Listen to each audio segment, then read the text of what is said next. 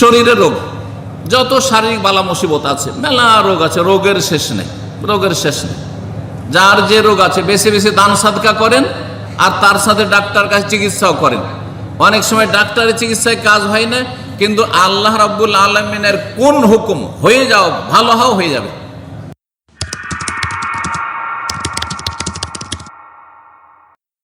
যেই ব্যক্তি দান সাদকা করলো সেই ব্যক্তি আল্লাহর প্রতিশ্রুতিতে বিশ্বাসী, আল্লাহর ওয়াদায় বিশ্বাসী।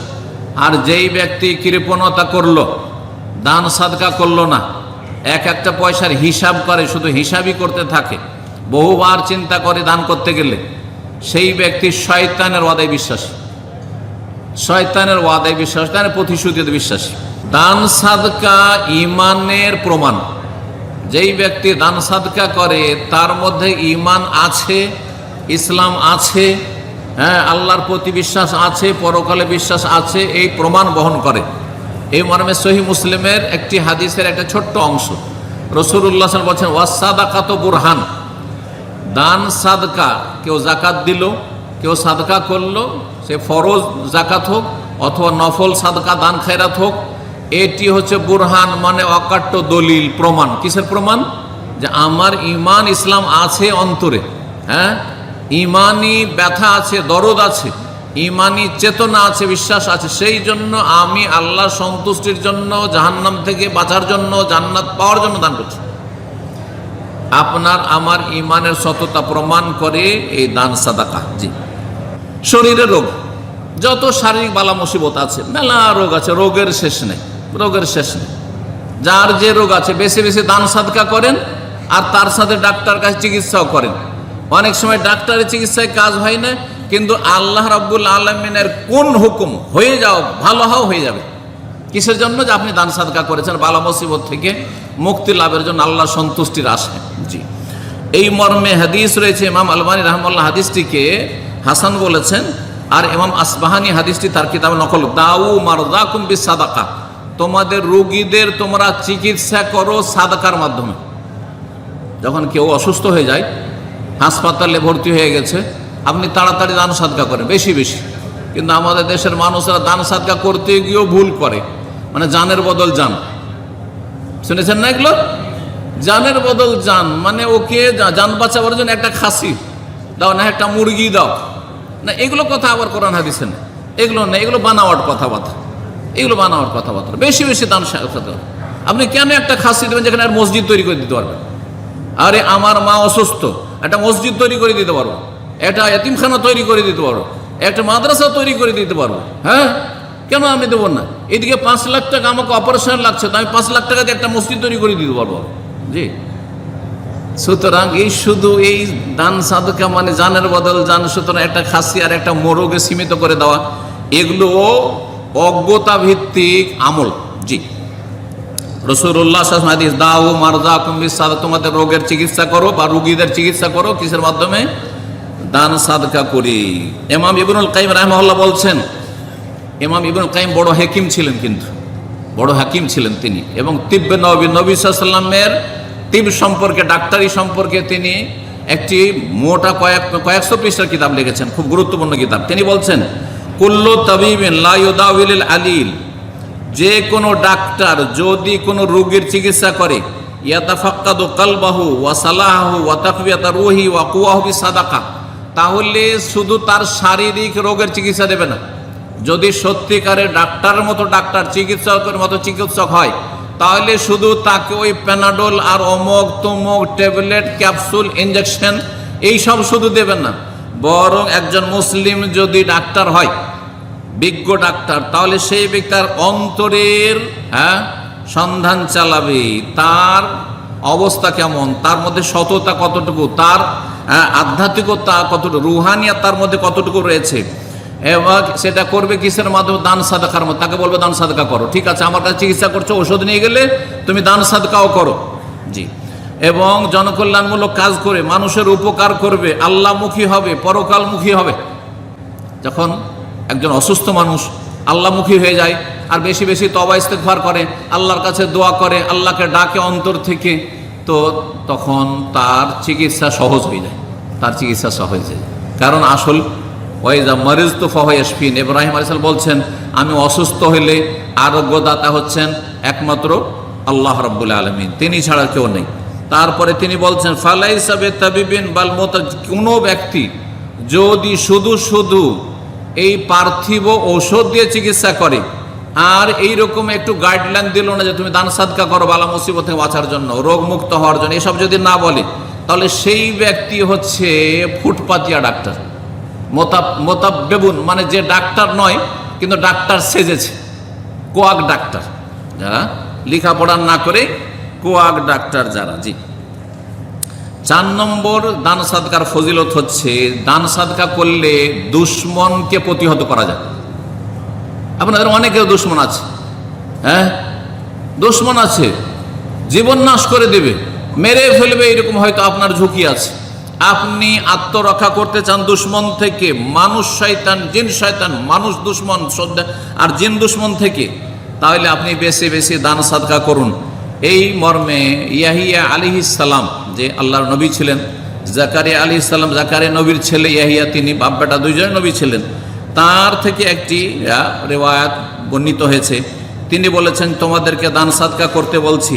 দান সাদকার উদাহরণ হচ্ছে যে এমন ব্যক্তি যে যেই ব্যক্তিকে কামাসালে রাজলিন আসারাহুল আদু, শত্রুরা তাকে বন্দি করে ফেলেছে আর তার হাত পা সব বেঁধে ফেলেছে আর তাকে এখন মৃত্যুদণ্ড দেবে, আর সেই সময় যদি বলে আনা আফদিহে মিনকুম বিল কালিল ওয়াল কাসির, আমার কাছে যা আছে সব দিয়ে দিচ্ছি, আমাকে মুক্তি দাও, আমাকে মারিও না, মেরে ফেলে দেবে, সেই সময় তাকে জবাই করে হত্যা করবে, কিন্তু সে বলছে আমি তোমাদেরকে মুক্তিপণ দিচ্ছি, আমাকে রক্ষা করো। ফাফাদা নাফসাহু মিনহুম, তাদেরকে যা কিছু দিল তাতে তারা রাজি হয়ে গেল আর দিয়ে সে মুক্তি লাভ করলো, তার প্রাণটি বাঁচলো। ঠিক ওই রকমই একজন মানুষ বালা মুসিবতে যখন পড়ে বা দুশ্মনের যখন আক্রমণ হতে যায়, তখন দান সাদকা করলে আল্লাহ রাব্বুল আলামিন তার হেফাজত করেন। এই মর্মে ইমাম ইবনুল কাইয়্যিম খুব মূল্যবান কথা বলেছেন। সময়ের স্বল্পতার জন্য আমি একটু এগিয়ে যাই। 5 নম্বর, যেই ব্যক্তি দান সাদকা করলো সেই ব্যক্তি আল্লাহর প্রতিশ্রুতিতে বিশ্বাসী, আল্লাহর ওয়াদায় বিশ্বাসী। আর যেই ব্যক্তি কৃপণতা করলো, দান সাদকা করলো না, এক একটা পয়সার হিসাব করে, শুধু হিসাবই করতে থাকে, বহুবার চিন্তা করে দান করতে গেলে, সেই ব্যক্তি শয়তানের ওয়াদায় বিশ্বাসী, শয়তানের ওয়াদায় বিশ্বাসী, তার প্রতিশ্রুতিতে বিশ্বাসী। কোরআনের আয়াত সূরা বাকারা আয়াত 268 আল্লাহ ইরশাদ করেছেন আশ-শায়তানু ইয়াইদুকুমুল ফাকরা, শয়তান তোমাদেরকে ভয় দেখায় কিসের? অভাবের, যে দান করে দিলে অভাবী হয়ে যাবে, এত টাকা জাকাত দিয়ে দিবি, 1 লাখ টাকা জাকাত, হ্যাঁ কারো ধরেন 40 লাখ টাকা আছে, তো কত টাকা লাগবে? 40 লাখ আছে, কত টাকা জাকাত লাগবে? 1 লাখ, হ্যাঁ 40 টাকা 1 টাকা, তো এত টাকা দিয়ে দিবি, তো গরিব হয়ে যাবে এবার। হ্যাঁ দান সাদকা এরকম করলে অভাবী হয়ে যাবে, তোর সংসার কি করে চলবে, তোর ছেলে মেয়ে কি খাবে, তোর তো ভবিষ্যৎ আছে। এইগুলো কে বলে? এই ওয়াসওয়াসাগুলি কুমন্ত্রণা কে দেয়? আশ-শায়তান। আশ-শায়তান ইয়াইদুকুল ফাকরা ওয়া ইয়ামুরুকুম বিল ফাহশা, আর শয়তান অন্যায়, অশ্লীলতার, কুকাজের, অশ্লীলতার জন্য পরিচিত করে। ওয়াল্লাহু ইয়াইদুকুম মাগফিরাতাম মিনহু ওয়া ফাদলা, আর আল্লাহ তোমাদের সাথে ওয়াদা করছেন, প্রতিশ্রুতি করছেন কিসের? যে তোমরা দান সাদকা করলে তোমাদের ক্ষমা করবেন এবং তোমাদেরকে আল্লাহ অনুগ্রহ দান করবেন, মানে তোমাদের উত্তম বিকল্পে দেবেন, রুজিতে বরকত দেবেন। আল্লাহ রাব্বুল আলামিন আরো সূরা বাকারা আয়াত 270 ইরশাদ করছেন ওমা আনফাকতুম মিন নাফাকাতিন, যে কোনো তোমরা খরচ করো না কেন, আও নাযারতুম মিন নাযর, অথবা কোনো মান্নত করো না কেন, মান্নত পুরা করো। পয়সা খরচ হচ্ছে, মান্নত করে ফেলেছো তুমি, মান্নত করা ভালো নয় অত, কিন্তু করে নিলে পুরা করা ফরজ।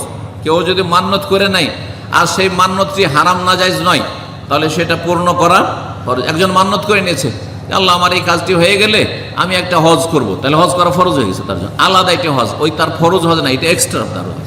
আমি ওমরা করবো, ওমরা করতে হবে, আমি একটা মসজিদ তৈরি করে দেবো বা এতগুলি লোককে খাওয়াবো, তো তার জন্য ফরজ হয়ে গেল, সে নিজেই ফরজ করে নিল। এই জন্য রাসূলুল্লাহ সাল্লাল্লাহু আলাইহি ওয়াসাল্লাম মান্নত করতে উৎসাহিত করেননি, সাদকা করতে উৎসাহিত করেছেন। সাদকা করে দেওয়া মানে আগেই আপনি দিয়ে দিন আল্লাহ সন্তুষ্টির জন্য, আর মান্যতে আল্লাহর সাথে যেন শর্ত লাগাচ্ছেন, আল্লাহ আমার রোগীটা ভালো হইলে এটা দিব। এটা খানিকটা বেয়াদবি, খানিকটা বেয়াদবি। যদি আমাকে দাওয়াত দেন আপনারা কেউ, আর যদি বলেন শেখ যদি আমার এই কাজটা করে দেন তাহলে আপনাকে দাওয়াত দেবো, আজকে দাওয়াত নেব আমি বুঝতে পারি যে বেয়াদবি এটা কথা। শর্ত লাগিয়ে তোমার কাজটা যদি করে দিই তাহলে তুমি দাওয়াত দেবে, তাই না? তো মান্যতকারীরা ঠিক ওই রকম। এই জন্য মান্যত করা ভালো কাজ নয়। নবী সাল্লাল্লাহু আলাইহি ওয়াসাল্লাম বলেছেন মান্যত করে কোনো লাভ হয় না, কিন্তু মান্যত পুরা করা ফরজ হয়ে যায়। অজ্ঞ লোকেরা মান্যত, আমরা জীবনে মান্যত করি না, কোনো ক্ষেত্রে আমরা মান্যত করি না, আমরা সাদকা করি। আর যারা জানে না তারা মান্যত করে, আর মান্যত করে ফেঁসে যায়। শিরকি মান্যত, বেদাতি মান্যত হয় তাহলে করা যাবে না।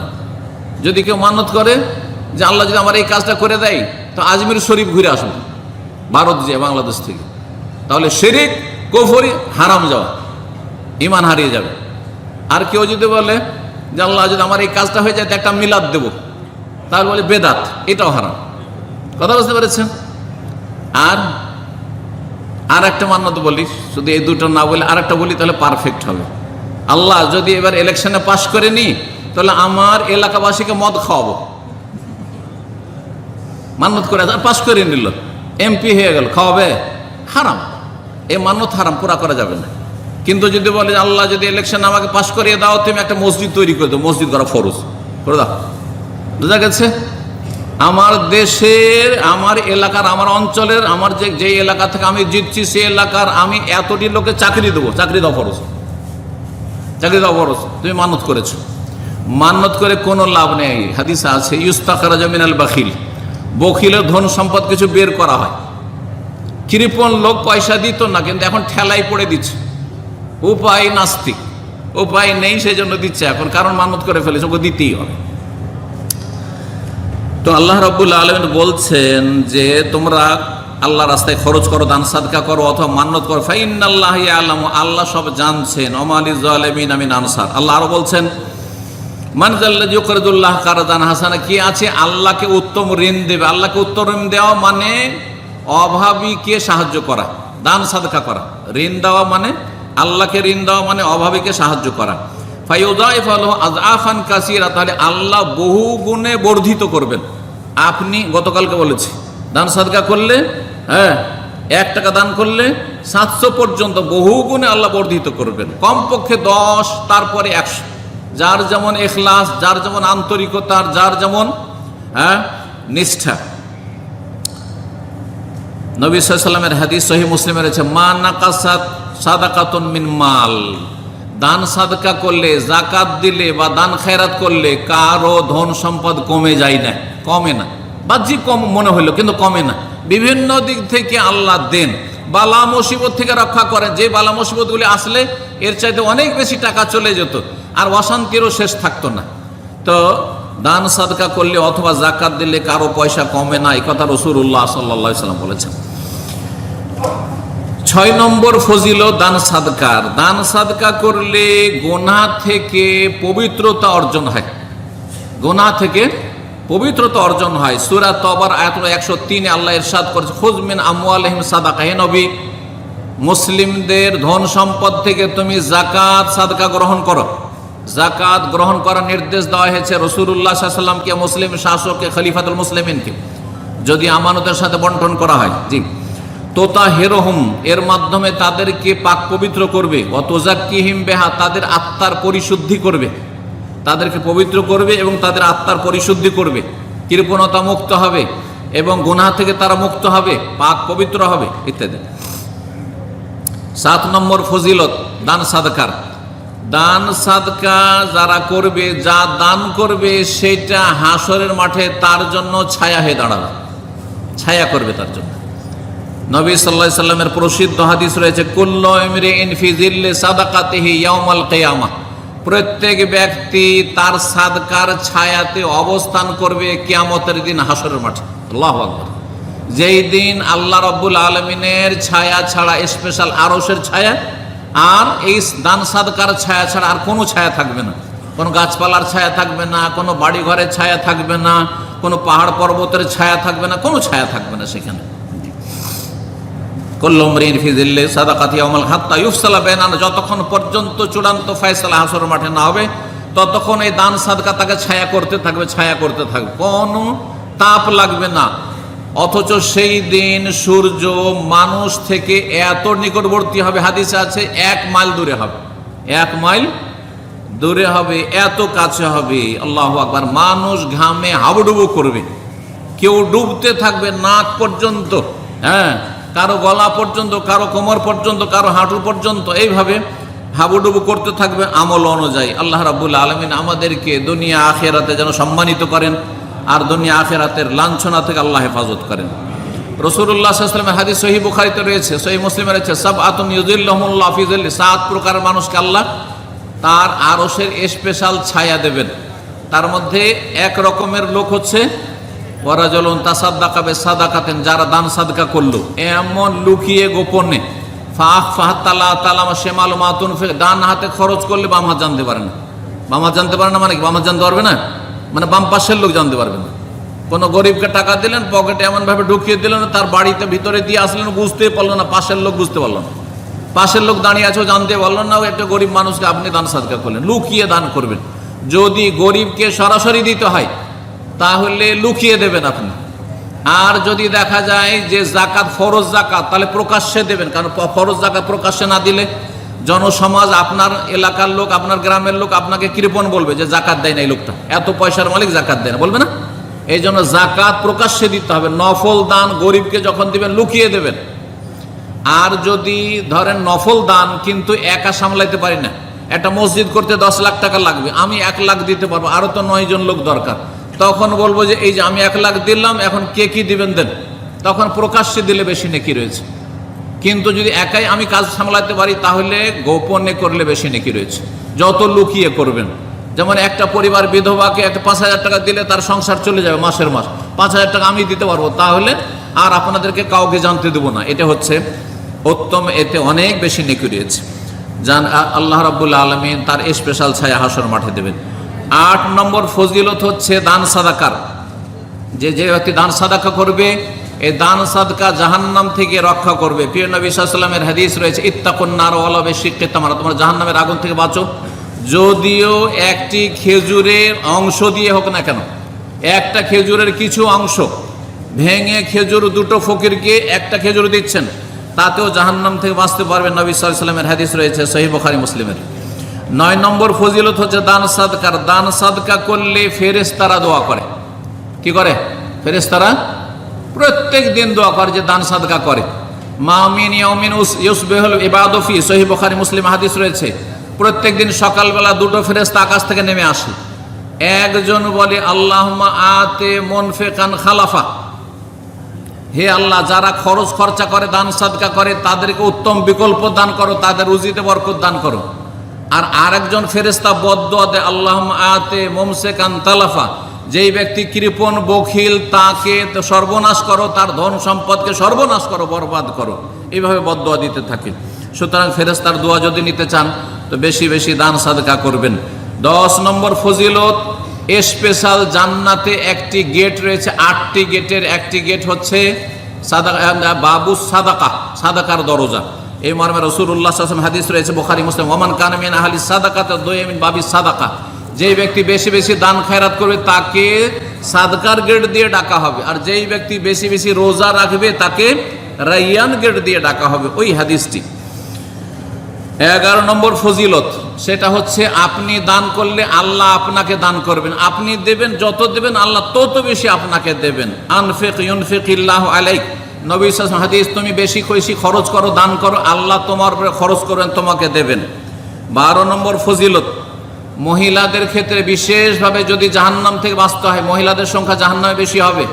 নবী সাল্লাল্লাহু আলাইহি ওয়াসাল্লাম বলেছেন যে ইয়া মাশারান নিসা তাসাদ্দাক, হে মহিলারা তোমরা দান খেরাত করো, কারণ তোমাদেরকে আমি জাহান্নামে সবচেয়ে বেশি সংখ্যায় দেখেছি মেরাজে গিয়ে। 13 নম্বর, আর এটা দিয়ে শেষ করছি, তা হচ্ছে যেই ব্যক্তি দান সাদকা করবে আর তার সাথে রোজাও রাখবে, জানাজায়ও শরীক হবে, অসুস্থ ব্যক্তির পরিচর্যা করবে বা খোঁজ খবর নেবে, তাকে সবগুলি জান্নাতের দরজা দিয়ে ডাকা হবে।